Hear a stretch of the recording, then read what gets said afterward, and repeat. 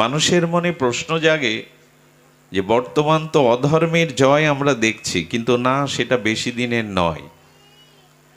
অধর্মের অভ্যুত্থান হতে পারে, অধর্ম কিছুদিন প্রতিষ্ঠা পেতে পারে, কিন্তু তা চিরন্তন নয়। অধর্মের অভ্যুত্থান মাঝে মাঝে হলেও অধর্ম চিরস্থায়ী প্রতিষ্ঠা পেতে পারে না। এই জন্য পঞ্চপাণ্ডবদের এই মহাধ্বংসের হাত থেকে, মহাসংকটের হাত থেকে বারবার ত্রাণ পাওয়ার উপায় ধর্মকে আশ্রয় করার জন্য। ভগবান শ্রীকৃষ্ণ কেন অর্জুনের রথের সারথি হতে যাবেন? এই জন্য যে পঞ্চপাণ্ডবকে যদি আমরা বিচার করি, এরা কারা, তো লক্ষ্য করবেন পঞ্চপাণ্ডবদের সম্পর্কে বলতে গিয়ে বলা হচ্ছে, যুধিষ্ঠির মহারাজ সাক্ষাৎ ধর্মরাজ, অর্থাৎ যুধিষ্ঠির মহারাজ সাক্ষাৎ ধর্মের মূর্তি। ধর্মের যদি কোনো রূপ দেওয়া যায়, তো যুধিষ্ঠির মহারাজ হলে ধর্মের স্বরূপ বা ধর্মের রূপ, প্রকৃষ্ট রূপ। ভীম হলেন ধর্মযুক্ত বল। ধ্যান দিন, এগুলি আপনার মধ্যেও যদি থাকে আপনি বিজিত হবেন। আপনার পরাজয় লেখা হবে না, আপনার পতন হবে না। প্রথমত আপনার মধ্যে থাকতে হবে যুধিষ্ঠির স্বরূপ ধর্ম, ভীম স্বরূপ ধর্ম। তো বল, অধর্মের বল নয়। ধর্ম, ন্যায়, সত্য, আদর্শের বল, এটা ভীমের প্রতীক। অর্জুন হলেন জীবত্বের প্রতীক। নরনারায়ণ রূপে এসেছিলেন কৃষ্ণ এবং অর্জুন, জীবত্বের প্রতীক। নকুল হলো বুদ্ধির প্রতীক। আর সহদেব যিনি, তিনি শাস্ত্র বলেছেন সুন্দরের প্রতীক। যদি আপনার সাথে ধর্ম থাকে, ধর্মযুক্ত বল থাকে, যদি আপনি ধর্ম বুদ্ধি সম্পন্ন হন, যদি আপনার ভিতরে ধর্মীয় শুদ্ধতা, সদাচার থাকে, তবে সেই জীবসত্তার ভার ভগবান নিজে গ্রহণ করেন। আচ্ছা, পঞ্চপাণ্ডবদের সাথে আরেকটি শক্তি ক্রিয়া করেছিল, খুব মার্মিক কথা। সেই শক্তি ক্রিয়া না করলে পঞ্চপাণ্ডবদের প্রতি এত ভগবান প্রিয়তা বোধ, ছায়ার মতো তাদের সঙ্গী হতেন না। পঞ্চপাণ্ডবরা ভগবানের এত প্রিয় একটি কারণে, পাঞ্চালী দ্রৌপদীর কারণে। দ্রৌপদী হলো দয়ার প্রতীক, করুণার প্রতীক। খুব ধ্যান দিয়ে শুনবেন, এগুলি আপনার আমাদের মধ্যে কুরু এবং পাণ্ডব দুটো পক্ষই আছে।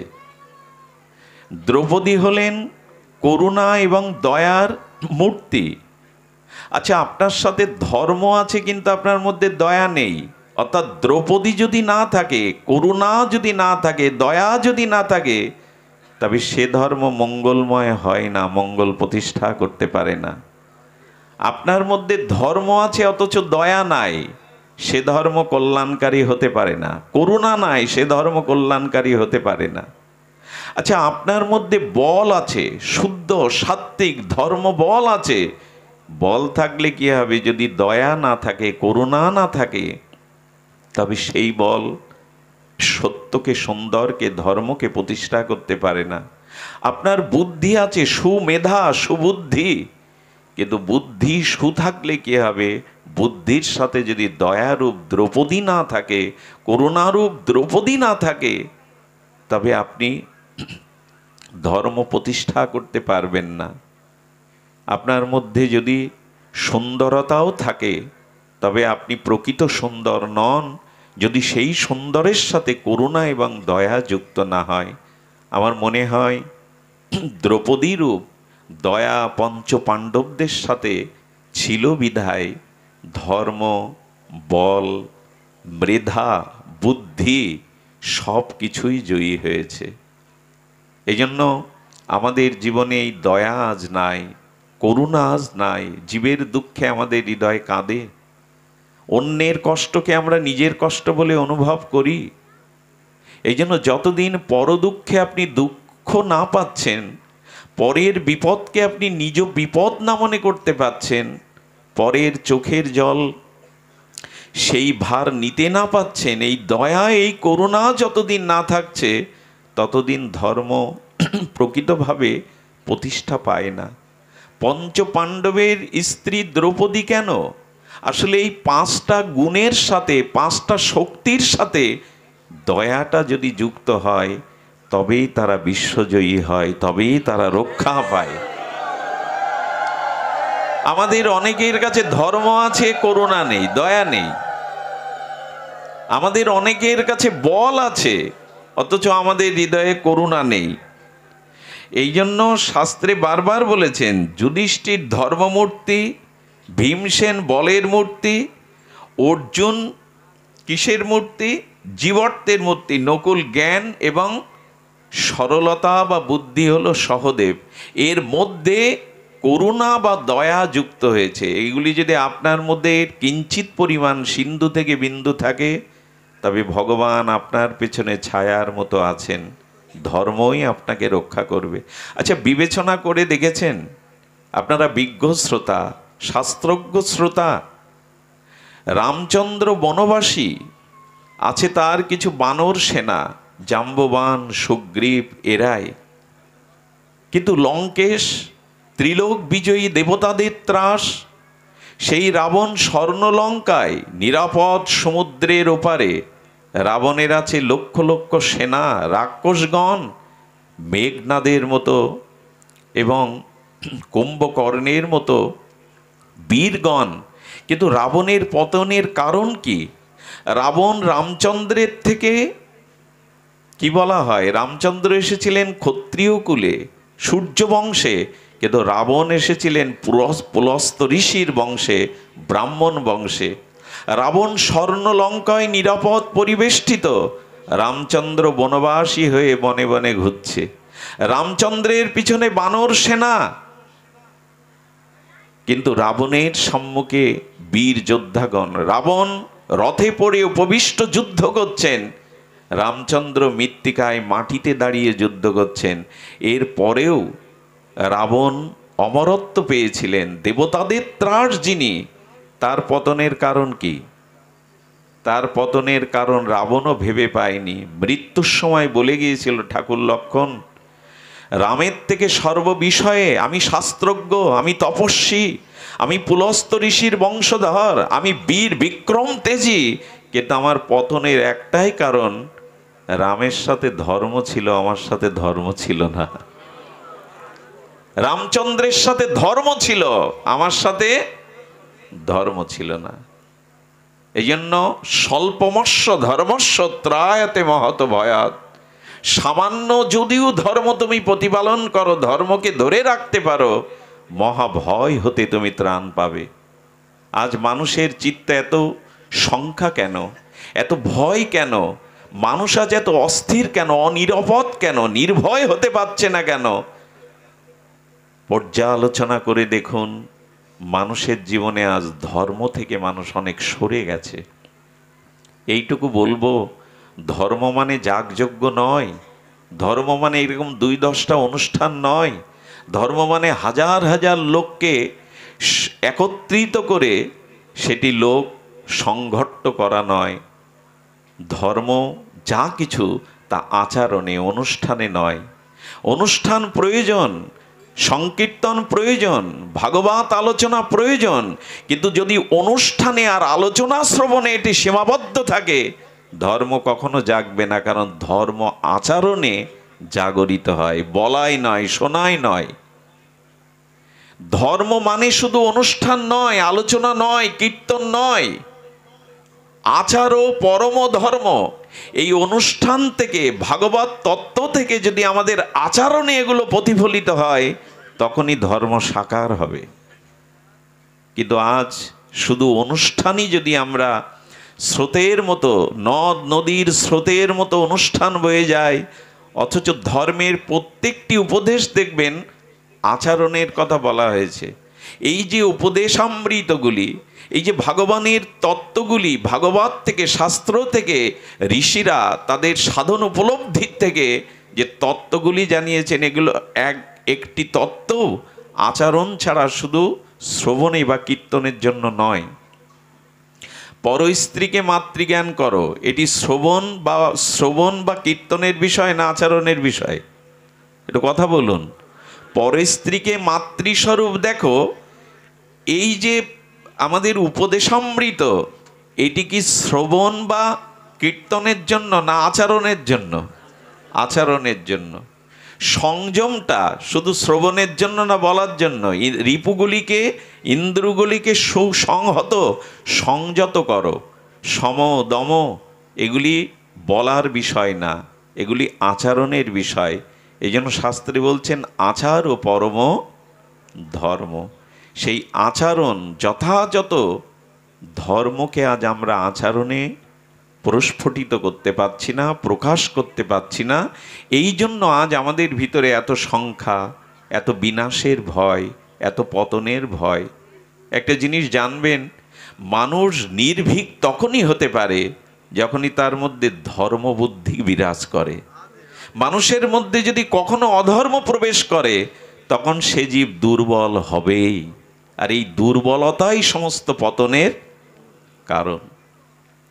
মানুষের জীবনে যত অপকর্ম, যত অন্যায় অশাস্ত্রীয় কর্ম আসে, তার প্রধান কারণ দুর্বলতা। মানুষ নির্ভীক হতে পারে না যদি ধর্ম তার ভিতরে বিরাজ না করে, আচরণশীল না হয়।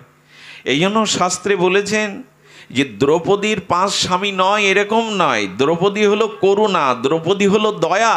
এটা যদি ধর্মের সাথে, বলের সাথে, বুদ্ধির সাথে, বিদ্যার সাথে এই দয়া বা করুণা যুক্ত হয়, তবে তারাই জয়ী হন। আপনাদের মনে আছে দুর্যোধন কুরুক্ষেত্রের রণাঙ্গনে সন্ধ্যার অন্ধকারে আর তার উরুভঙ্গতে, ভীমের গদাঘাতে উরুভঙ্গ, রক্তাক্ত দুর্যোধন সন্ধ্যায় মৃত্যু যন্ত্রণায় কাতরাচ্ছে। 99 ভাই মারা গেছে কুরুক্ষেত্রে রণাঙ্গনে, এই অভিশপ্ত ক্ষেত্রে। আর দুর্যোধন মৃত্যু যন্ত্রণায় কাতরাচ্ছে সন্ধ্যায়। ব্যাসদেব বলছেন, এই দেখো, অধর্মকেই যারা জীবনে গ্রহণ করেছে, কৌরবদের মতো যারা ধর্মবুদ্ধিকে পরিত্যাগ করে অধর্মকেই, অহংকারকে, অভিমানকে জীবনে সঞ্চয় করেছে, তাদের পরিণতি দেখো। আজ অন্ধকার তিমিরে শোকাহত দুর্যোধন মৃত্যু যন্ত্রণায় ছটফট করছে, পাশে সমবেদনা জানানোর কেউ নেই। যদি সত্য না থাকে, ধর্ম না থাকে, একসময় আপনার পতনেও দেখবেন আপনার সমবেদনা জানানোরও পাশে কেউ নেই। যদি ধর্ম না থাকে, সত্য না থাকে, আপনার পতনে সমবেদনা জানানোরও আপনি কাউকে একদিন পাবেন না। দুর্যোধনকে দেখুন, মহাভারতের এই পরম ইতিহাসকে সম্মুখে অবলোকন করুন। সে সময় অশ্বত্থামা এলো। অশ্বত্থামা, ওই একমাত্র দুর্যোধন বেঁচে আছে, তাকে বলছে, ভুল করেছো বন্ধু। আর এই পিতামহ ভীষ্মের অনুরাগ ছিল পাণ্ডবদের দিকে, তাকে সেনাপতি করলে হয়? তুমি যদি আমাকে সেনাপতি করতে, আজও যেটুকু সময় আছে তুমি বেঁচে আছো, আমাকে সেনাপতির দায়িত্ব দিলে পঞ্চপাণ্ডবের মস্তক ছেদন করে আমি তোমাকে উপহার দিতাম। মানুষের পদ প্রতিষ্ঠার কত বড় প্রলোভন দেখুন। 99 ভাই মারা গেছে কুরুক্ষেত্রে, পাঞ্জবদের বিজয় ঘরের দুয়ারে। সে সময় পদের প্রতিষ্ঠা দেখুন। ভীষ্মকে নিন্দা করে দ্রোণাচার্য পুত্র অশ্বত্থামা বলছেন, সখা, সেনাপতিকে তুমি ভুল নিয়োগ দিয়েছিলে। আসলে ভীষ্ম পিতামহ পঞ্চ পাণ্ডবদের প্রতি তার স্নেহ মমতা ছিল, এই জন্য কুরুক্ষেত্রের যুদ্ধে তুমি জয়ী হতে পারোনি। দেখুন, 99 ভাই মারা গেছে, নিজেও মুমূর্ষ, মৃত্যুর মুখোমুখি দাঁড়িয়ে, তবু মানুষের হিংসা দেখুন। ধর্মবুদ্ধি না থাকলে, আদর্শ জীবনে না থাকলে, গুরু গোবিন্দ যদি সম্মুখে আদর্শ রূপে না থাকে, পরিণতি দেখুন। মৃত্যু যন্ত্রণায় কাতরাচ্ছে, তখনও তার হিংসা যায়নি। তিনি দেহে রক্ত তিলক করে দিয়ে অশ্বত্থামাকে বললেন, পঞ্চপাণ্ডবের মাথা যদি কেটে নিতে পারো আমি অন্তত শান্তিতে মরতে পারবো। আজই আমি তোমায় সভাপতি করে দিলাম, আমি তোমায় যুদ্ধের সেনাপতির দায়িত্ব দিয়ে দিলাম। চিন্তা করা যায়, যাদের ধর্মবুদ্ধি নেই, যাদের জীবনে আদর্শরূপ ভগবান নেই, ত্যাগ বৈরাগ্য নাই, মৃত্যুর সময়ও তাদের হিংসা দেখুন। পঞ্চপাণ্ডবের মাথা চাইছে। মহাভারত সাধারণ গ্রন্থ নয়, পঞ্চম বেদ রূপে খ্যাত, ভগবানের জ্ঞান অবতার ব্যাসদেবের অবিস্মরণীয় দান এই মহাভারত। সেদিন শ্রী গোবিন্দ পঞ্চপাণ্ডবদের বাঁচানোর জন্য সেই রাত্রে তাদের তাঁবুতে ঘুমাতে দেননি। ভ্রমণের ছলে তাদের বাইরে নিয়ে এসেছিলেন নদীর তীরে, কিন্তু ঘুমিয়েছিল পাঞ্চালীর যজ্ঞাসিনী দ্রৌপদীর 5 শিশুপুত্র। বস্ত্র দিয়ে আবৃত করা ছিল তাদের শরীর। আর সে সময় সেই তীব্র হিংসার দাবানলে পুড়তে পুড়তে অশ্বত্থামা এসে সেই 5টি শিশুর অজ্ঞাতে মাথা কেটেছিলেন পঞ্চপাণ্ডব মনে করে। একটি বস্তার মধ্যে সেই মাথাটি পুড়ে যখন নিয়ে গেলেন, দেখো সখা, দেখো বন্ধু, তোমারই বিজয় হয়েছে, তুমি যাওয়ার আগে দেখে যাও, তোমারই বিজয় হয়েছে। আমি পঞ্চপাণ্ডবের মস্তক ছেদন করে তোমাকে ভেট উপহার দিলাম। মস্তকগুলো খুলে পড়ার সাথে সাথে দুর্যোধন ব্যতীত হলেন। আরে এরা পাঞ্চালীর পুত্র, এই কৌরব পাণ্ডবদের উত্তরাধিকারী, এরা বংশের প্রদীপ দেওয়ারও কাউকে রাখনি। তিরস্কার করলেন, গালি দিলেন। আপনারা জানেন, পঞ্চপাণ্ডব ভোরবেলা ফিরে এসে দেখে দেহগুলো পড়ে আছে, নিথর, মস্তক নেই। দ্রৌপদীর চোখের জল, সন্তান হারানোর বেদনা। অর্জুন প্রতিজ্ঞা করেছিলেন যে আততায়ী তোমার সন্তানদের বধ করেছে, আমি তোমার সামনে তার মস্তক ছেদন করবে, এই প্রতিজ্ঞা করলাম। জানেন যে অশ্বত্থামা সেই সময় ব্রহ্মাস্ত্র পর্যন্ত, আর পরীক্ষিত মহারাজের পিতা অভিমন্যুকে মারার জন্যও ছেড়েছিলেন। অর্জুন তাকে এনে দ্রৌপদীর সামনে আততায়ীকে বধ করার প্রেরণা গোবিন্দও দিয়েছিল। যারা ঘরে আগুন লাগায়, যারা মা বোনদের গায়ে হাত দেয়, যারা আপনার সহায় সম্পত্তি ছিনিয়ে নেয়, এই অধর্ম আততায়ীকে বধ করা কোনো পাপ নয়। ভগবান গীতায় বলে দিয়েছেন, আততায়ীকে বধ করো, এটি পাপ নয়। ধর্ম শিখিয়েছে শুধু অহিংসা পরম ধর্ম নয়, মাঝে মাঝে ধর্ম রক্ষার জন্য, নিজের অস্তিত্ব রক্ষার জন্য যে হিংসা, তাকেই ধর্ম বলা হয়েছে। সামনে সাপ আসলে বিষধর জয় নিতাই বলবেন, জয় গুরু বলবেন, আত্মরক্ষা করুন। সীমান্তে যারা দাঁড়িয়ে আছে দেশ মাতৃকা রক্ষার জন্য, তারা বিদেশি শত্রু দেখলে কি সেখানে ধর্ম প্রকাশ করবে, গলাগলি করবে? আলিঙ্গন করবে না। দেশ রক্ষার জন্য অন্যকে হত্যা করায়। কুরুক্ষেত্র এই জন্য দ্রোণাচার্যকে, ভীষ্মকে অর্জুনের দ্বারা বধ করালেন ভগবান। এই সামনে থাকতে কোনো হিন্দু কাপুরুষ হতে পারে? আমি একটা কথা বলি আপনাদের, স্বামী বিবেকানন্দ এই বৈদিক সনাতন ধর্মে এসেছিলেন এক বীর বিক্রম সূর্য পুরুষ। যুগনায়ক স্বামী বিবেকানন্দকে প্রশ্ন করা হয়েছিল, একদল সাংবাদিক, তারা প্রশ্ন করেছিলেন, স্বামীজি আপনি পাশ্চাত্য অনুভবের দ্বারা অনুভূতি করেছেন, ভারতবর্ষ পদব্রজে হেঁটেছেন, আপনি আমেরিকায় চিকাগোতে বিশ্ব ধর্ম সভায় সমস্ত বিশ্বকে সম্মুখে দেখার সুযোগ পেয়েছেন, পাশ্চাত্য সকল কিছু আপনার অনুভূতি, আপনি হিন্দু জাতি সম্পর্কে কিছু বলুন, এই সনাতনী হিন্দু জাতি সম্পর্কে কিছু বলুন। স্বামীজি বলেছিলেন, হিন্দু ভালো ভালো কিন্তু খুব ভালো না। হিন্দু ভালো ভালো কিন্তু খুব ভালো না। সাংবাদিকরা প্রশ্ন করছেন, ভালো ভালো খুব ভালো না, স্বামীজি পরিষ্কার হলো না।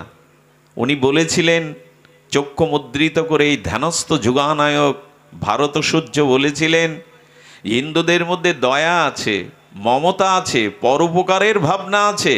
এরা মঠ মন্দির তৈরি করে, 12 মাসে 13 পার্বণ করে, এদের ভিতরে উদারতা আছে, ধর্মবুদ্ধি আছে, শ্রদ্ধা বুদ্ধি আছে, এরা শাস্ত্রকেও মান্যতা করে, এরা মানুষের পাশে দাঁড়ায়। এই জন্য ভালো ভালো বলেছি। এদের অনেক গুণ আছে, কিন্তু খুব ভালো না বলেছে এই জন্য, যখন জাতির রক্ষার প্রশ্ন আসে, ধর্ম রক্ষার প্রশ্ন আসে, তখন এরা সামনে জীবন দেওয়ার জন্য এগিয়ে যায় না। এইটাই হলো এদের ভালো না। এদের নেই কি গুণ? এদের বিদ্যা আছে, বল আছে, শিক্ষা আছে, ধর্ম আছে, মঠ আছে, মন্দির আছে, সনাতনের ইতিহাস আছে বিচ্ছ জোড়া, নেই শুধু ধর্মের জন্য, জাতির জন্য প্রাণ উৎসর্গ করবার মতো সামনে এগিয়ে যাওয়া। পিছিয়ে পড়ে এরা। স্বামীজির এই পর্যবেক্ষণ যথাযথ রূপে তিনি তার চিন্তা দর্শনের দ্বারাই বলেছিলেন। এই জন্য সেদিন ভগবান কৃষ্ণ অর্জুনকে প্রেরণা দিয়েছিলেন, বধ করো অধর্মের। আচ্ছা, ভগবান যদি নিরপেক্ষ হয় তাহলে তার কাছে শত্রু মিত্র আসছে কেন? ভক্ত অভক্ত আসছে কেন? সূর্যের আলো কি কাউকে অপেক্ষা করে? সূর্যের আলো কারো কম কারো বেশি দেয় কি? সে তো নিরপেক্ষ তত্ত্ব। বাতাস তো সমভাবে সবাইকে নিরপেক্ষভাবে তার বাতাবরণ নির্মল বাতাস দিয়ে দেয়। তো ভগবান কি নিরপেক্ষ নন? তার কাছেও কি শত্রু মিত্র আছে? ভগবান বলেছিলেন তিনি নিরপেক্ষ, আত্মারূপে সকলের হৃদয়ে তিনি নিরপেক্ষ হয়ে আছেন।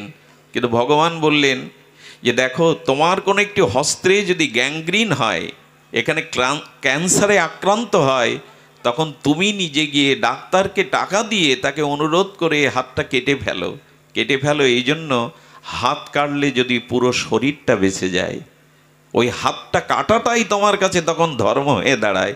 তুমি ডাক্তারকে ফিস দিয়ে তাকে অনুরোধ করে তুমি নিজের হাত কেটে আসো কেন? এটা কি হিংসা? এটি হিংসা নয়। পুরো শরীরটা, জীবনটা বাঁচানোর জন্য এইটুকু হিংসা তার নিজের দেহের উপরে করতে হয়। তো পৃথিবীতে ধর্ম প্রতিষ্ঠার জন্য, ধর্ম রক্ষার জন্য, সাধুদের সজ্জনকে পরিত্রাণ করার জন্য মাঝে মাঝে যদি কিছু কেটে ফেলতে হয়, সেটা অধর্ম নয়, সেটা অনিরপেক্ষ নয়। ডাক্তার যখন কারো বুকে ছুরি দিয়ে অপারেশন করে অপারেশন থিয়েটারে, এটা ডাক্তারের হিংসা নয়। কারো বুকে ছুরি বসানো তো হিংসায়, ডাক্তারের জন্য এটা হিংসা নয়, বরঞ্চ এটা ধর্ম। এই জন্য সমাজ, জাতি, আত্মকল্যাণের জন্য যেগুলি হিংসা ভগবান দেখিয়েছেন ভক্ত রক্ষার জন্য, অধর্ম অধার্মিকের বিনাশ জন্য, এটা ভগবানের অনিরপেক্ষ নয়। আরও বলি, ভগবানের হাতে যারা বধ হয়েছেন, কংস, রাবণ, এরা যোগীন্দ্র মনীন্দ্রের মতো মুক্তি পেয়েছেন, সাযুজ্য মুক্তি। এটা কি ভগবানের অনিরপেক্ষতা? ভগবান হাতে যারা বদ্ধ হয়েছেন তারা সাযুজ্য মুক্তি পেয়েছেন। কংসকে বধ করলেন ভগবান কৃষ্ণ, কংসের আত্মা আলোরূপে দিব্য প্রদীপের দীপ্যমান শিখারূপে গোবিন্দের চরণে সাযুজ্য মুক্তি লীন হয়ে গেলেন। এই জন্য গোস্বামীরা গোবিন্দের একটা নাম দিয়েছেন হতার ও গতিদায়ক।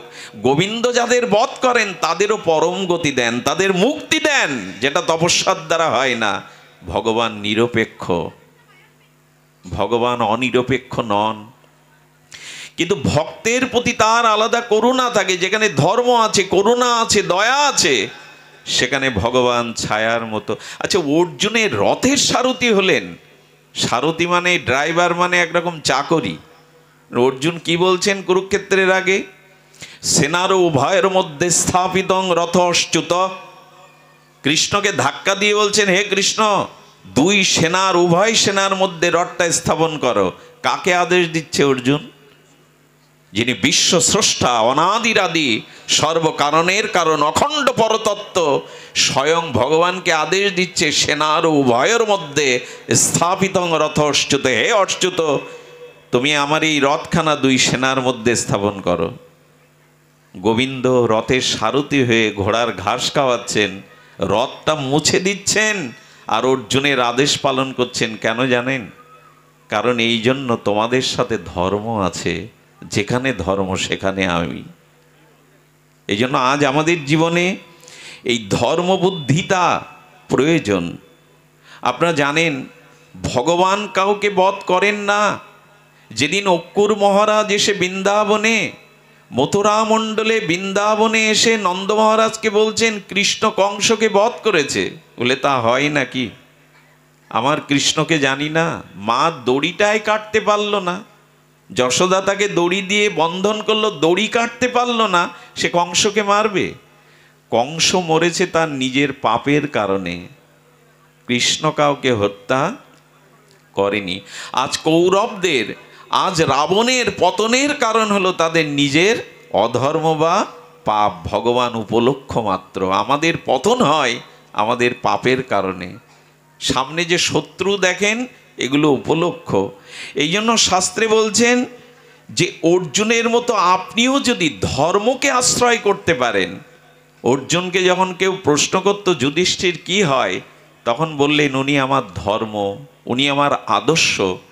আপনিও যদি ধর্মকে বড় ভাইয়ের মতো মনে করতে পারেন, তার ছায়া তলে তার আদেশে জীবন কাটাতে পারেন, তখন আপনিও জয়ী হবেন। আমাদের জয়ী হবার এই একটি কেবল মন্ত্র। আসুন ধর্মকে আমরা আঁকড়ে ধরি। আর ধর্ম শব্দের অর্থ স্বামী প্রণবানন্দ এই বৃহত্তর ফরিদপুরের বাজিতপুরের আমাদের হিন্দু সংগঠক যুগাচার্য স্বামী প্রণবানন্দ অপূর্ব ধর্মের 4টি সংজ্ঞা দিয়েছেন। এগুলো আমাদের জানা দরকার। বৃহত্তর ফরিদপুরের মানুষ ধন্য, কত মহামানবের জন্ম। সেই স্বামী প্রণবানন্দ, যিনি প্রণাম মঠ বা ভারত সেবাশ্রমের প্রতিষ্ঠাতা, তিনি বলেছিলেন ধর্ম হলো ত্যাগ, সংযম, সত্য আর ব্রহ্মচর্যে। যার ভিতরে ত্যাগ নাই, সংযম নাই, সত্য নাই, যার ভিতরে ব্রহ্মচর্য নাই, সে ধার্মিক হতে পারে না। একটা অভূতপূর্ব কথা বলে গিয়েছিলেন উনি, ধর্ম নেই মালায় ঝোলায়, ধর্ম নেই মন্দির মঠে, ধর্ম নেই অনুষ্ঠানে, ধর্ম আছে ত্যাগ, সংযম, সত্য, ব্রহ্মচর্যে। এই যে এখানে যজ্ঞের বেদিটা করা হয়েছে দেখবেন 4টি স্তম্ভের উপরে, তাই না? এই যে যজ্ঞের মঞ্চটা করা হয়েছে কি দিয়ে? 4টি স্তম্ভ, ধর্মের স্তম্ভ এই 4টি।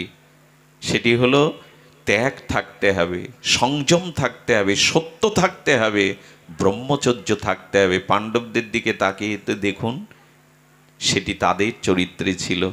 তাই এখানে বলছেন যে দেখুন, যখনই আপনি অধর্মকে আশ্রয় করবেন, ধর্মকে পরিত্যাগ করবেন, তখন আপনার জীবনের পতনের মূল কারণ হবে আপনি শ্রেষ্ঠজনকে, মহৎজনকে অবজ্ঞা করবেন।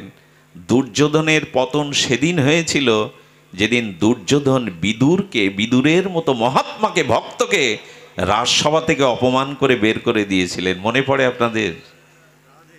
বিদুর ছিলেন সাক্ষাৎ যমরাজ। উনি মাতণ্ড ঋষির অভিশাপে বিদুর দাসীপুত্র রূপে এসেছিলেন। বিদুর ধৃতরাষ্ট্রকে বুঝিয়েছিলেন আপনি শুধু অন্ধ না, আপনি জ্ঞান অন্ধ।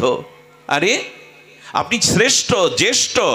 আপনার পুত্ররা বিষ খাইয়ে পঞ্চপাণ্ডবকে মারতে গেল, যতুগৃহে পুড়িয়ে মারতে গেল, আপনারই সম্মুখে কুলবধূ সতী পাঞ্চালীর যজ্ঞসেনীর বস্ত্রহরণ করতে গেল। আপনি শুধু অন্ধ না, আপনি জ্ঞান অন্ধ। আপনার উচিত দুর্যোধনের প্রতি অধিক মমতাকে, এই অন্যায়কে, অধর্মকে প্রশ্রয় না দেওয়া। পঞ্চপাণ্ডবরা ধর্মের পথে আছে, ন্যায়ের পথে আছে, তাদের ন্যায়কে বুঝিয়ে দেওয়া, এটা বিবেকের কাজ। এইটাই তো বিবেক। আজ আমাদের বিবেক কাজ করে না। ছোটবেলায় 2-1বার যাত্রা দেখবার সৌভাগ্য হয়েছে, তো যাত্রার মাঝে মাঝে দেখবেন একজন গেয়ে উঠত মধুর উচ্চ কণ্ঠে, তার নাম বিবেক। আজ আমাদের বিবেক গেয়ে ওঠে না ভেতরে। কোনটা সৎ, কোনটা অসৎ, কোনটা কর্তব্য, কোনটা অকর্তব্য, কোনটা ন্যায়, কোনটা অন্যায়, এটাকে নির্ণয় করে জীবন পথে যে চলার পথ মসৃণ করে দেয়, এরই নাম বিবেক। মানুষে যার দেহ আছে, আজকে মেধা আছে, বুদ্ধি আছে, শিক্ষা আছে, সম্পদ আছে, বাড়ি গাড়ি আছে, মানুষের বিবেক কাজ করছে না। এই বিবেক ভগবানের দেওয়া একটা পরম দান মানুষের। মানুষের মধ্যে যদি বিবেক ক্রিয়া না করে, বিবেক আমাদের নির্ণয় করে দেয়, তবে এই বিবেক সাধু কৃপা ছাড়া, মহৎ সঙ্গ ছাড়া, ভাগবত ধর্ম আশ্রয় ছাড়া বিবেক জাগে না। বিনু সৎসঙ্গ বিবেক না হই। তুলসীদাস গোস্বামী বলছেন, শুদ্ধ মহৎ ভজনানন্দী নির্মল চরিত্র কোনো সাধু সঙ্গ না করলে কারো বিবেক কখনো জাগে না। এই জন্য বিবেক জাগাবার একমাত্র উপায় সাধু সঙ্গ, মহৎ সঙ্গ। আচ্ছা, আপনি লক্ষ্য করবেন, এই যে চন্দন চর্চিত করে কারো ভালে বা কপালে দিলে কপালটা শীতল হয়। চন্দনের ধর্ম শীতলতা। খাঁটি যে চন্দন বৃক্ষ আছে না, চন্দন কাষ্ঠকে যদি ঘর্ষণ করে সেই কর্দমাক্ত কাদার মতো খাঁটি চন্দনটা ললাটে প্রলেপ দিতে পারেন, পুরো শরীরটা শান্ত হয়ে যায়, শীতল হয়ে যায়।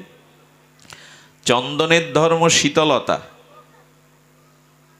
আর আরেকটি শীতলতা আছে, সেটা হলো চন্দনের থেকে চন্দ্রের শীতলতা আরো অধিক।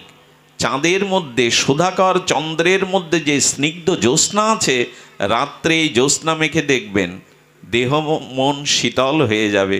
তো শাস্ত্রে বলছে চন্দন শীতল, তারও থেকে শীতল, আরো শীতল চন্দ্রের কিরণ, চাঁদের স্নিগ্ধ জ্যোৎস্না। কিন্তু চাঁদের জ্যোৎস্না আর কাষ্ঠচন্দনের আমাদের দেহকে শীতল করে, আমাদের হৃদয়ের তাপকে, সংসার যন্ত্রণাকে শীতল করতে পারে। তো চন্দ্রের কিরণ আর চন্দন এটি আমাদের দেহকে, চামড়াকে, চর্মকে শীতলতা দিতে পারে, আমাদের প্রাণকে, আমাদের তিতাব দগ্ধিত জ্বালাকে প্রশমিত করতে পারে না। বলে এর থেকে আরেকটি শীতলতা আছে, যার পাশে গেলে মন শীতল হয়, ত্রিতাপ জ্বালা শীতল হয়। এটা সাধু সঙ্গরূপ চন্দন। সাধু সঙ্গরূপ চন্দনে যদি কেউ যায়, তার মন শীতল হবেই, তার অন্তর যে ত্রিতাপ দগ্ধিত তাপ, সেটি অবশ্যই শীতল হবে। সাধুরূপ চন্দন। এই জন্য সাধু সঙ্গ এত কষ্ট করে দূর দূরান্ত থেকে এই তীব্র তাপদহে কেন বসেছেন? সাধু সঙ্গরূপ চন্দন হৃদয়ে যদি মাখা যায়, বিবেক জেগে ওঠে, ত্রিতাপ জ্বালা শীতল হয়, তাপিত হৃদয় শান্ত সমাহিত হয়। চন্দন যত ঘষবেন তার পবিত্র গন্ধ বাতাবরণে ছড়িয়ে যাবে। চন্দন ঘষলেই তার সুগন্ধ প্রকাশিত হয়ে পড়ে বাতাসে। আর সাধু সঙ্গে হরিকথা শ্রবণ করলে বিবেকের বাতাস বইতে থাকে, বিবেকের সুবাতাস বইতে থাকে, জীবন আনন্দময়, সৎময়, আদর্শমুখী হতে থাকে। এই জন্য মানুষের উচিত সাধু সঙ্গরূপ চন্দন হৃদয়ের প্রলেপ দেওয়া। সাধুদের পাশে যারা ভজন করে, ভজনানন্দী মহাপুরুষ, তাদের পাশে বসে দেখবেন ওই পরিবেশটাও পবিত্র হয়ে যায়। ওইখানে বসলে আপনার ভিতরে একটা শান্ত সমাহিত, একটা নিরাবিল আনন্দের স্পর্শ আপনি হৃদয়ে পেয়ে যাবেন, যদি কোনো ভজনানন্দী শুদ্ধ সাধুর পাশে বসতে পারেন। হৃদয়কে শীতল করতে পারে সাধুরূপ চন্দন। এই জন্য সৎসঙ্গের এত মহিমা, সাধু সঙ্গের এত মহিমা। বলছিলাম বিদুরজি এই মহান ভাগবত, তিনি ধৃতরাষ্ট্রকে পাপের পরিণামের কথা শোনাচ্ছিলেন। তোমার সন্তানদের অধর্ম, অপকর্ম, এর পরিণাম ভালো না, তুমি এখনই প্রতিকার করো। পেছন থেকে দুর্যোধন এই কথা শুনে বসেছিলেন। আর দুর্যোধন তখন নিন্দা করেছিলেন, পাণ্ডবদের প্রশংসা করছেন, আমার খাবেন, হ্যাঁ, আমার মন্ত্রিসভায় মন্ত্রিত্ব করবেন, আমার খাবেন, আর পাণ্ডবদের প্রশংসা করবেন, বেরিয়ে যান। অপমান করেছিলেন। ক্রোধে অগ্নিমুক্তি হয়ে দুর্যোধন বিদুরকে রাজসভা থেকে পরিত্যাগ করেছিলেন। আর আপনার মুখ যেন আমি না দেখি, তিরস্কার, অপমান, লাঞ্ছনা করে বিদুরকে সেদিন বের করে দিয়েছিলেন।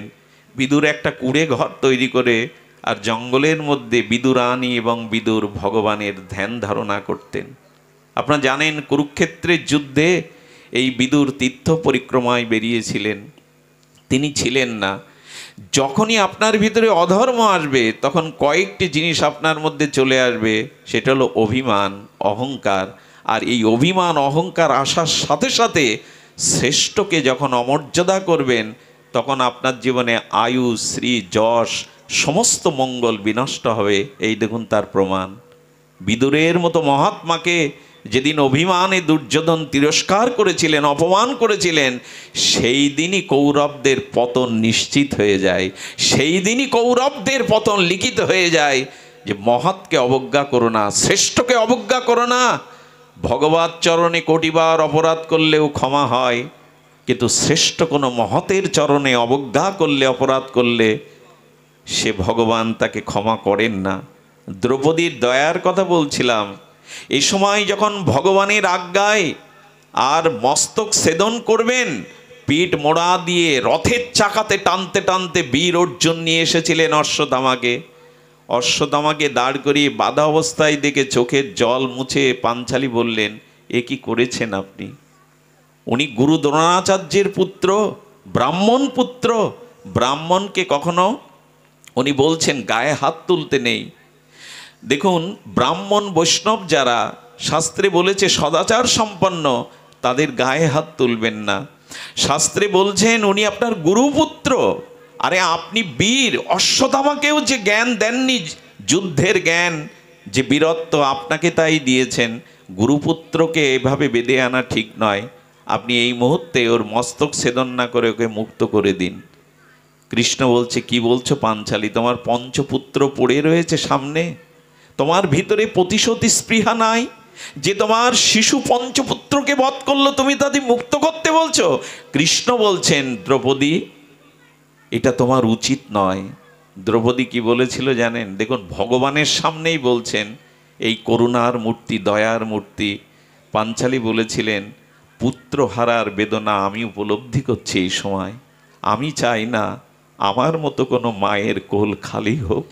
আমি চাই না সন্তান হয়ে আমার মতো কেউ চোখের জল ফেলুক। ওনাকে মুক্তি দিন। সেই দিনই কৃষ্ণের চোখে ছলছল করে উঠেছিল জল। বলেছিল, দ্রৌপদী, তুমি আছো বিধায় আমি ছায়ার মতো পঞ্চপাণ্ডবদের সাথে আছি। এই যে দয়া, এই যে করুণা, এটা দ্রৌপদীর মধ্যে চরমভাবে ছিল। আপনারা জানেন, তিনি ঝিয়ের কাজও করেছেন। বনবাসে 12 বছর তিনি ভিক্ষান্ন খুদ সেদ্ধ করে এদের সেবা করেছেন। দ্রৌপদীর সমস্ত কর্মকাণ্ড ছিল এই ত্যাগের মহিমা, করুণার মহিমায়। এই জন্য একটা জিনিস বলি, এ জগতে পুরুষ তখনই বিজয়ী হয়, এ জগতে পুরুষরা তখন উৎসমুখী হতে পারে, পেছনে যদি করুণাময়ী কোনো ত্যাগ বৈরাগ্য ধারিণী সতীসাধ্যী কোনো রমণী থাকে। কোনো রমণীর শুদ্ধ সাত্ত্বিক সতীত্ব প্রেরণা ছাড়া আজ পর্যন্ত কোনো পুরুষ জয়ী হতে পারেনি, মাথা উঁচু করে দাঁড়াতে পারেনি। এই জন্য মেয়েদের, মায়েদের যে সম্মান শাস্ত্র দেখিয়েছে, মর্যাদা, তারা শুধু ভোগের পাত্র নয়। যে গৃহে নারীরা অত্যাচারিত হয়, যে গৃহে দরজা দিয়ে নারীরা ব্যথার অশ্রু ফেলতে থাকে, ওখানে দেবতাদের অভিশাপ ভর করে। যে সমাজে, যে জাতির মধ্যে নারীর যত মর্যাদা, নারীকে যত সম্মান করা হয়, ইতিহাস বলে সেখানে অবতার মহাপুরুষরা বেশি বেশি জন্মায়। যেখানে নারীর মর্যাদা নেই, যে সমাজে নারীকে শ্রেষ্ঠত্বের আসন দেয়া হয়নি, মর্যাদার আসন দেয়া হয়নি, সেখানে কোনো মহাপুরুষ, সিদ্ধ পুরুষের জন্ম হয় না। এই জন্য যে ঘরে নারীরা গোপনে ব্যথার অশ্রু, অত্যাচারের অশ্রু পতিত করে, ওখানে দেবতাদের অভিশাপে জ্বলে পুড়ে শেষ হয়ে যায়। দ্রৌপদীর কারণেই পাণ্ডবদের এই বিজয়। কারণ বল আছে, ধর্ম আছে, বুদ্ধি আছে, বিদ্যা আছে, কিন্তু সাথে করুণা থাকতে হবে, দয়া থাকতে হবে, তবেই ধর্ম প্রতিষ্ঠাতা পাবে। এই জন্য আসুন, এই অহংকার, অভিমান, আভিজাত্য, গর্ব, এগুলি কৌরবদের কাজ, পাণ্ডবদের কাজ নয়। এই দুটো পক্ষকে সামনে এনে ব্যাসদেব দেখিয়েছেন যে দেখো, ধর্মকে আঁকড়ে ধরো। শাস্ত্র এও বলেছেন, তুল্লা ইন্দুস্তুতি মৌনী সন্তুষ্ট যেন কেন চিত। দ্রৌপদীর মধ্যে এটা ছিল, কে প্রশংসা করলো, কে নিন্দা করলো, এতে সমভাবী থাকতো। এই জন্য আমরা সামনে আনলাম, স্বল্পমস্য ধর্মস্য ত্রয়াতে মহাত ভয়াত। যদি সামান্য ধর্মকে, আদর্শকে আঁকড়ে ধরতে পারেন, আপনি মহাভয় হতে ত্রাণ পেয়ে যাবেন। এটাই ছিল বলবার উদ্দেশ্য, যে আমরা ধর্মবুদ্ধি যদি থাকে তাহলেই আমরা রক্ষা পাব। আর এই ধর্ম তখনই জাগে যখন জীবনে ভগবানকে সেবা ধর্মরূপ আমরা গ্রহণ করতে পারি। ছোট একটু দৃষ্টান্ত আপনাদের বলি। আপনারা লক্ষ্য করেছেন, ভগবান কৃষ্ণ দাদা বলদেবকে দিয়ে, দাদা বলাইকে নিয়ে, সখাদের নিয়ে তিনি কংসের ধনুর্যজ্ঞে মথুরায় এসেছিলেন। মথুরার রাসপুরীতে সেই আকাশচুম্বী অট্টালিকা, চারিদিকের সেই মানুষজন হই হুল্লোড় এ করতে করতে শ্রীদাম সুদাম সখাগণ বলছেন, ভাই কানাই, আমাদের মধুময় আনন্দময় বৃন্দাবন বড় মধুময়, এখানে আকাশচুম্বী অট্টালিকা, এখানে সব নগর, এই নগরের নাগরিক যন্ত্রণা আমাদের ভালো লাগে না। আসলে সখা ব্রজে ফিরে চল, সেই নীল যমুনার জলে সন্তরণ করা, সেই ষড়ঋতুর ফুলকুসুমে মালা চন্দন পরিহিত করা, সেই কলকাকলির পাখির কুঞ্জনে পঞ্চমতানে সুমধুর গানে আমোদিত হওয়া, সেই যে গাছে গাছে পরিপক্ক ফলের আস্বাদন করা, সেই ধেনু নিয়ে গোষ্ঠে বাঁশির মুরলীরও ধ্বনি। ফিরে চল ভাই কানাই। একটা কথা বলি, যারা বৃন্দাবনকে ভালোবেসেছেন এদের কাছে বৈকুণ্ঠও ভালো লাগবে না।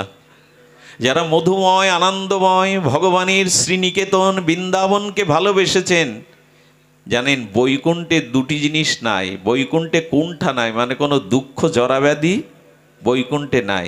আর একটা জিনিস নাই, ওখানে গোবিন্দের চরণ ধুলি নাই, বৃন্দাবনের ধুলি নাই। ব্রজের ধুলি এত মধুময়, কারণ গোবিন্দ দ্বারকাধীশে পায়ে স্বর্ণ পাদুকা পরেছেন, মথুরায় এসেও তিনি পাদুকা পরেছেন, কিন্তু রাধারানী প্রেমময়ী করুণাময়ী আমার শ্রী গোবিন্দ ব্রজেন্দ্র নন্দন ব্রজনাথ ব্রজজীবন বৃন্দাবনে পাদুকা পায়ে দেননি 11 বছর। আজও সেই ধুলিটাই রয়ে গেছে, রাধারানীর চরণ অঙ্কিত ধুলি, শ্রী গোবিন্দের চরণ অঙ্কিত ধুলি। এই জন্য বৃন্দাবনে এই আনন্দময় মধুময় দিব্য চিন্তামণি ধাম বৃন্দাবনকে যারা হৃদয় একবার ভালোবেসেছেন, এদের কাছে বৈকুণ্ঠও ভালো লাগার কথা না। তো সকারা বলছেন, ফিরে চল ভাই কানাই। এখানে সব লোকজন, এখানে চারিদিকে ভিড়, এখানে আকাশচুম্বী অট্টালিকা, এখানে না আছে পুষ্প কানন, এখানে না আছে চন্দন, এখানে না আছে নীল যমুনার জল, না আছে পাখির কলকাকলি, এখানে না আছে রাখাল রাজা বেশে মুরলীর ধারী তুই। ফিরে চল ভাই। গোবিন্দ ব্যথা পেলেন, সকারা কষ্ট পাচ্ছে। হঠাৎ করে উনি দেখলেন এক রমণী, তিনি ভোজরাজ কংসের সবার মধ্যে প্রবেশ করতে যাচ্ছেন। হাতে কিছু ফুল মালা এবং সোনার কৌটাতে উনি চন্দন নিয়ে যাচ্ছেন। এনার পরিচয় আপনি জানেন, ইনি কুবজা, ইনি অসুন্দরী কুবজা। কুজো, চারিদিকে তার সেই কুৎসিততা, কেউ তার দিকে ভিড়ে তাকায় না, কিন্তু কুবজার নিত্যদিনের একটা কাজ ছিল, ভোজরাজ কংসকে তিনি ফুলমালা চন্দন দিয়ে আসতেন। কৃষ্ণ পেছন থেকে দেখলো সখারা কষ্ট পাচ্ছে, একটু ফুল হলে একটু চন্দন হলে ওদের হৃদয়ে আনন্দ পেত। পেছন থেকে তিনি ডাকছেন কুবজাকে, সুন্দরী। মধুর কণ্ঠের এই সুন্দরী সম্ভাষণ পেয়ে কুবজা পেছনে তাকিয়ে, উনি তো কুজো, উঁচু হয়ে গোবিন্দের শ্রীবদন কমলবদন দেখতে পাচ্ছেন না, কিন্তু গোবিন্দের কমল চরণ পাদ পদ্মে যেই দৃষ্টি পড়েছে, এমন দিব্য চিন্ময় অপূর্ব দুটি কমল চরণ দেখে বলছেন, যার কণ্ঠ এত সুন্দর, যার চরণ এত সুন্দর, সে আমাকে সুন্দরী বলে ডাকলো। আজ পর্যন্ত কেউ সুন্দরী আমাকে বলেনি। সুন্দরী, আমি তোমায় ডেকেছি, আমার সখাদের আমাদের একটু ফুলমালা চন্দন দেবে। মধুর কণ্ঠে গোবিন্দের আহ্বানে কুবজা সর্বস্ব ভুলে গেলেন, রাজার কথা, রাজার মালাচন্দনের কথা। দেব বই কি, সবাইকে মালাচন্দন দিয়ে দিলেন। এই চন্দন এবং মালা এগুলি পেয়ে সখারা কিছুটা তাদের চিত্তে প্রসন্ন হলেন, তারা আনন্দিত হলেন। দাদা বলরাম দেখছেন সবাইকে মালা পরিয়েছেন, সবাইকে চন্দন চর্চিত করেছেন। তখন কৃষ্ণকে বলছেন, দাদা বলাই, কানাই, ওকে কিছু দাও। কুবজার দিকে তাকিয়ে বলছে, কি দেব তোমায়? বলেন, তুমি যে সুন্দরী বলেছ, মধুর কণ্ঠে ডেকেছ, তোমাদের ফুলমালা চন্দন দিতে পেরেছি, আর আমার চাওয়ার কিছু নেই। বলে, তা বললে কি হয়? আমার সখাদের, আমাদের প্রিয়দেরকে তুমি আনন্দ দিয়েছ। দাদা বলরাম বলছেন, শোন কানাই, নারীদের যদি কিছু দিতে হয়, সেটা দিতে হয়, নারীদের জীবনের সবথেকে বড় শ্রেষ্ঠ ফললাভ হলো তাদের রূপমাধুর্য। নারীর মধ্যে যদি রূপের মাধুর্য থাকে, মাধুর্য শব্দটা শুধু রূপ না, যদি রূপের মাধুর্য থাকে, এটা নারী জীবনের শ্রেষ্ঠত্ব পাওয়া। আর পুরুষের জীবনের শ্রেষ্ঠত্ব যদি সৃজনশীল কোনো শক্তি কোনো পুরুষের মধ্যে প্রকাশ হয়। পুরুষের জীবনের সফলতা যদি কোনো সৃজনশীল শক্তি আপনার মধ্যে প্রকাশ হয়, সেই পুরুষই জগতে সফল, সেই পুরুষই জগতে শ্রেষ্ঠত্বের দাবিদার, যার ভিতরে সৃজনশীল কোনো মঙ্গলময় শক্তির প্রকাশ ঘটে। এখন এই জন্য পুরুষ শব্দটা এসেছে পৌরুষত্ব থেকে, তবে অত্যাচারের শক্তি নয়। নিজের মধ্যে যদি সৃজনশীল সমাজ কল্যাণ জগৎ মঙ্গলের কোনো শক্তি আপনার মধ্যে প্রকাশ হয়, তবেই পুরুষের প্রাপ্তি, ফললাভ, শ্রেষ্ঠত্ব, জীবন সফল।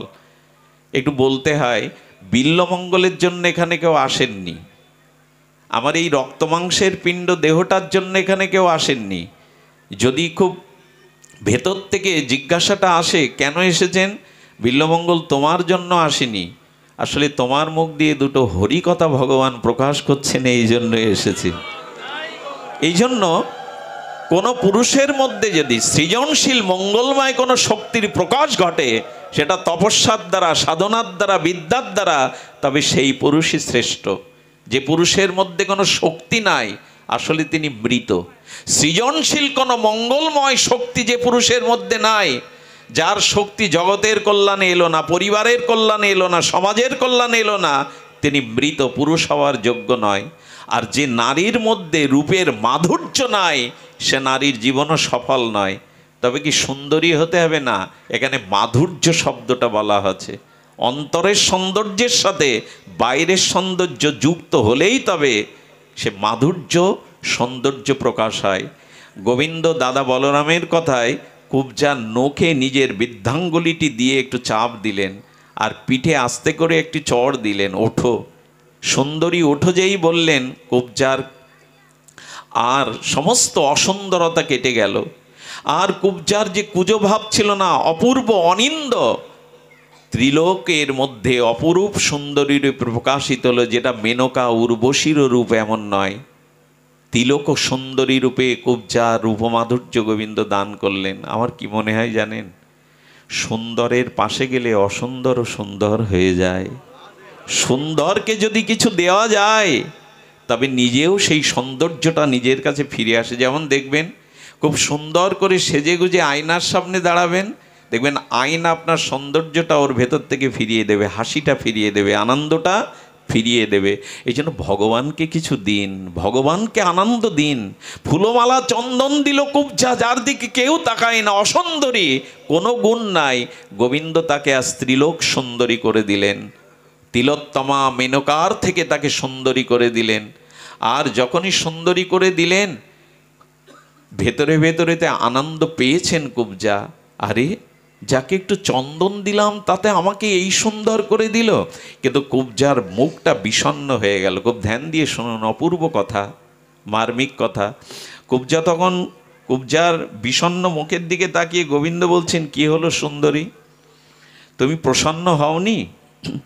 বললেন, গোবিন্দ আপনি আমার ক্ষতি করে দিলেন।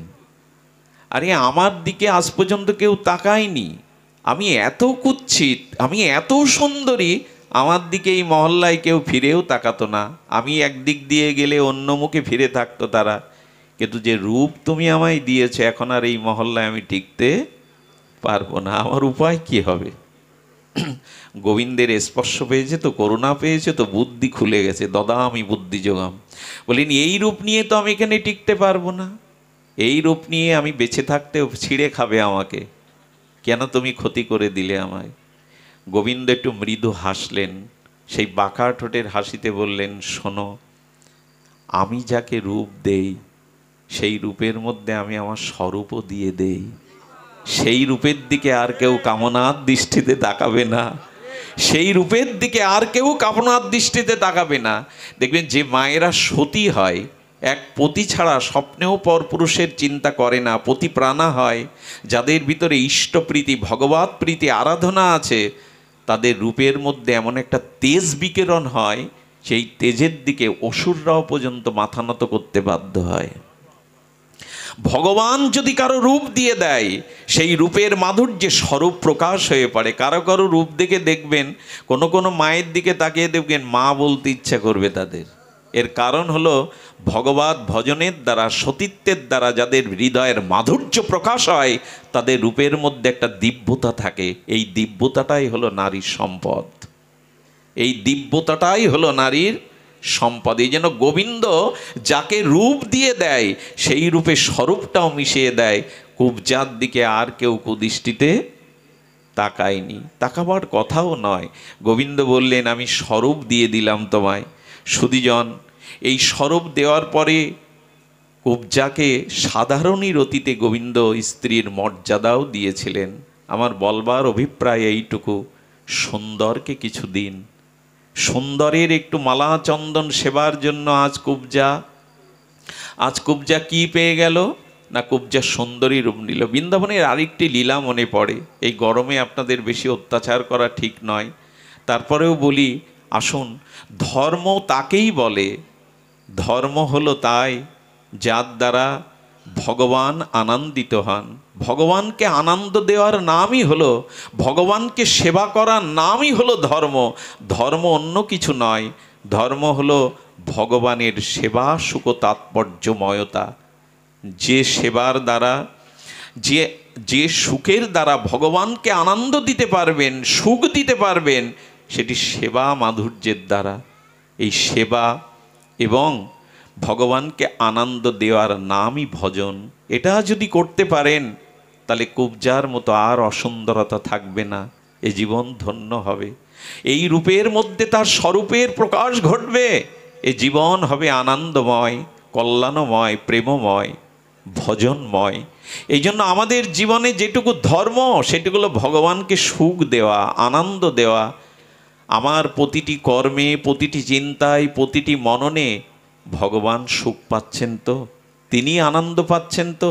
ভগবানকে সামনে রেখে যারা নিজের সুখের ব্যবস্থা করে নেয়, কথাটি কিভাবে বোঝায়, ভগবানকে সম্মুখে রেখে নিজের সুখের যন্ত্রের মতো ভগবানকে ব্যবহার করে, এরা আদৌ ভগবানকে ভক্তি করে না।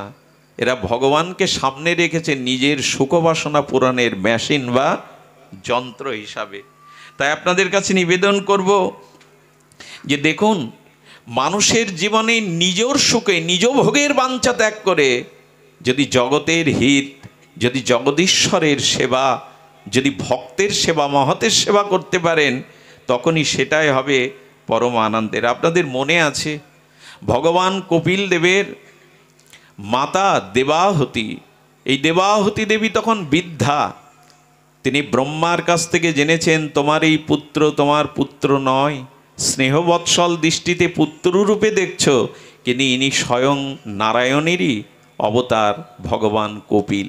খুব ধ্যান দিয়ে শুনুন, এই ভগবান কপিলের কথা ব্রহ্মাজি মাতা দেবাহুতিকে বলেছিলেন, হে মা, হে দেবাহুতি, তোমার এই পুত্র নয়, ইনি নারায়ণেরই অবতার। বৃদ্ধ অবস্থায় এসে গেছেন, ভগবান কপিলকে পুত্র নয় ভগবান জ্ঞানে প্রদক্ষিণ করছেন। এই দেখুন, শ্রেষ্ঠ হলে মাও ভগবানকে ভগবান রূপে প্রদক্ষিণ করছেন।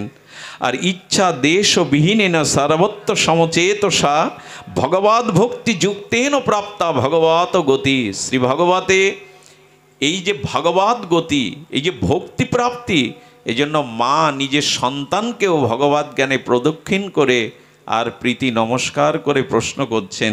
ভগবান কপিল দেব তার মাতা দেবহতীকে পরম মহত্বপূর্ণ তত্ত্ব কথা বলেছিলেন, যেটা কপিল গীতা নামে খ্যাত। আমরা যখন গ্রন্থ দেখি না, আমরা অনেকেই নেটে আটকে আছি বর্তমানে, একটু গ্রন্থ দেখবেন। এই গ্রন্থ না দেখলে আমাদের গ্রন্থি খুলবে না, আমাদের বাঁধন খুলবে না। স্বাধ্যায় বলে পঞ্চঋণের হিন্দুদের একটা ঋণ আছে, প্রতিদিন অন্তত একটি শ্লোক হলেও গীতা, ভাগবত, পুরাণ, উপনিষদের একটি শ্লোক পড়তে হবে আপনাকে। যিনি পড়তে পারেন না, তিনি যেন একটু শ্রবণ করেন। 5টা ঋণ তো আমাদের, কি ঋণ? 5টা ঋণ, ঋষি ঋণ, দেব ঋণ, ভূত ঋণ, নিরি ঋণ। হ্যাঁ, এমনি করে আমাদের যে 5টি ঋণ আছে, সেই ঋণের মধ্যেই ঋষিরা আমাদের জন্য যে গ্রন্থাবলী রেখে গেছেন, তাদের ভজন কণিকা দিয়ে, অনুভূতি দিয়ে এই গ্রন্থ প্রতিদিন পাঠ করা। আমার মনে হয় বই পড়া, গ্রন্থ পড়া আমরা ছেড়েই দিয়েছি। এই নেট নামক জিনিসটাতে আটকে গিয়ে আমরা মানসিক অনেকটা বিকারগ্রস্ত হয়ে যাচ্ছি। নেট দেখুন, এটা দরকার, এটা সময় উপযোগী প্রযুক্তি বা বিজ্ঞানের উৎকর্ষতা, এছাড়া আপনি চলতে পারবেন না। নেট আপনার কাছে থাকুক, কিন্তু নেটে আটকে না গিয়ে মাঝে মাঝে গ্রন্থতে চোখ দিন। একটি শ্লোক, একটি উপদেশ, ঋষি অনুশাসিত ভজন উপলব্ধির গীতা ভাগবতের একটা শ্লোক আপনার জীবন বদলে দিতে পারে। আমার মনে পড়ে দিল্লিতে এক ভদ্রলোকের স্ত্রী মারা গেল। অল্প বয়সে সুন্দরী স্ত্রীকে হারিয়ে স্ত্রীর প্রতি তার মোহ ছিল, আসক্তি ছিল, আর সে আত্মহত্যা করেই মারা যায়। আত্মার সদ্গতি হয়নি, তাই ছায়ারূপে তার স্বামীর ঘরে প্রতিদিন আসতো। ধীরে ধীরে শুকিয়ে যেতে লাগলো, রক্তশূন্য হয়ে যেতে লাগলো। দিল্লিতে বোর্ড বসানো হলো মেডিকেলের, বলল আপনার কোনো উপায় খুঁজে পাচ্ছি না, আপনার শরীরের কোনো রোগ নাই, কিন্তু আপনি বাঁচবেন না। এই প্রতিদিন সেই ছায়ার ও পিশাচির যন্ত্রণা সহ্য না করতে পেরে বিষের বড়ি কিনে আনলেন, আজকে খেয়ে আত্মহত্যা করবেন। মানসিক বিকারগ্রস্ত হয়ে গেছেন, আর জীবনের প্রতি তার দায়বদ্ধতা নেই। মরার সংকল্প, আত্মহত্যার সম্পর্ক তিনি সংকল্প নিলেন।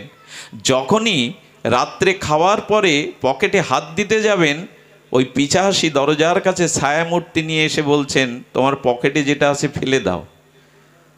ও তখন মনে মনে ভাবছে ও আমাকে মরতে দেবে না, ধীরে ধীরে এভাবেই যন্ত্রণাতেই মারবে। তবে ও যখন বুঝতে পেরেছে আমি মরবো, আমি ওটা বের করব না। চিৎকার চেঁচামেচি করে বহুক্ষণ চেষ্টা করলো, ভয় ভীতি চিৎকার দিয়ে ওর পকেট থেকে ওটা ফেলে দেওয়ার। উনি ফেলেননি, এবং অবাক কাণ্ড কি জানেন, উনি মরেনওনি, সুস্থ হয়ে গেছিলেন। এবং ওনার জীবনের অধিকাংশ আয়কে উনি গীতা প্রচারে তিনি ব্যয় করেছিলেন, গীতা প্রেজে দান করেছিলেন। সেদিন কি দেখেছিল জানেন? যে বিষের বড়িটা উনি কিনে এনেছেন, সেই বিষের বড়িটা বাঁধা ছিল গীতার একটা ছেঁড়া পৃষ্ঠা দ্বারা। ওই কারণে পিশাচি ঘরে প্রবেশ করতে পারেনি। গীতার একটা ছেঁড়া পৃষ্ঠার দ্বারা ওই পিশাচি ঘরে প্রবেশ করতে পারেনি। এই ভদ্রলোক পরবর্তীতে গীতা প্রেসে, গোরক্ষপুরে গীতা প্রেসে নিজের রক্ত দান করেছিলেন, যার একটা পৃষ্ঠা কাছে থাকলে পিশাচি প্রবেশ করতে পারে না ঘরে। সেটা কত অমীয় চিন্ময় বস্তু। এই জন্য গীতাকে শুধু লাল কাপড়ে রাখবেন না, মরার পরে বুকে দেবেন না। মুখে দিতে পারেন, এটা আমার আপত্তি নেই, কিন্তু জীবদ্দশাতে বুকের মধ্যে গীতার বাণীকে নিন।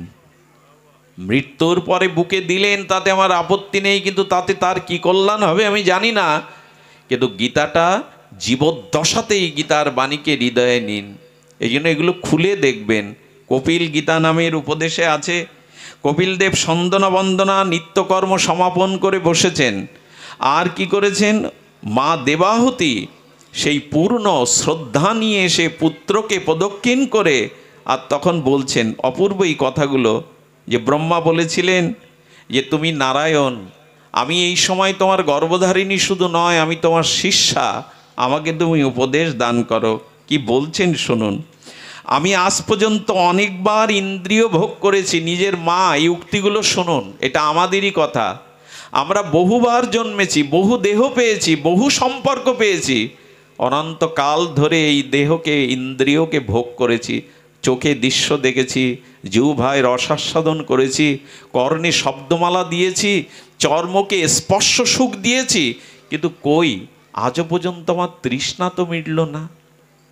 পুত্র ভগবান কপিলকে বললেন যে দেখো, আমি আজ পর্যন্ত অনেকবার এই শব্দ স্পর্শ রূপ রস গন্ধ ভোগ করেছি। আচ্ছা, ছোটবেলা থেকে এ পর্যন্ত আমরা কি কম ভোগ করলাম? তৃষ্ণা মিটেছে কারো? তৃষ্ণা কি মেটে? বা তৃষ্ণা আরও নিরন্তর বেড়ে যায়। তৃষ্ণা কারো মিটে না। কত জন্মই ভোগ করলাম, কারণ ভোগের প্রশান্তি হয় না, অনিত্যম অসুখম। এই জগতের যে প্রাপঞ্চিক সুখ, সেটা দুঃখপ্রদ। আর কি বলছেন? আমি আজও স্থায়ী সুখ বা শান্তি পাইনি। একটা ছোট কথা বলে যায়, যদি হৃদয়ে ধারণ করতে পারেন। কথাটি ক্ষুদ্র, কিন্তু মহিমা অনেক। আনন্দ চান, সুখ চাইবেন না। সুখ জগতে চাইবেন না, আনন্দ চান। আনন্দ এবং সুখের মধ্যে বিস্তর পার্থক্য আছে। সুখ তাকেই বলে যে সুখ গ্রহণ করলে সেই সুখ দুঃখ জীবনে ডেকে আনে। কারণ যখনই কোনো জগতের সুখ ভোগ করবেন, সাথে সাথে দুঃখের অনুপ্রবেশ ঘটবে। এই জগতে যেমন দিনটা নিলে রাতটা নিতে হয়, এই জগতে যেমন বসন্ত নিলে শীতও নিতে হয়, এই জগতে যেমন পূর্ণিমা নিলে অমাবস্যাও নিতে হয়, এই জগতের কোনো কামনা বাসনা স্পর্শ সুখ নিলেই দুঃখটা সেই পরিমাণে নিতে হবে। এই জন্য আধ্যাত্মিক আমাদের চিন্তা চেতনায় আর্য ঋষিরা বলেছেন সুখ চেয়েও না, কারণ সুখের সাথে দুঃখ মেশানো এই জগৎ। যতটুকু সুখ নেবে ততটুকু দুঃখ তোমাকে। দেখুন, এই যৌবনের উন্মাদনায়, রূপ যৌবন ভোগের উন্মাদনায় আমরা যে সুখটা গ্রহণ করি, বার্ধক্য জরাব্যাধিতে তার থেকে বেশি শোধ দিয়ে যেতে হয় জগৎকে, যেতে হয় কিনা।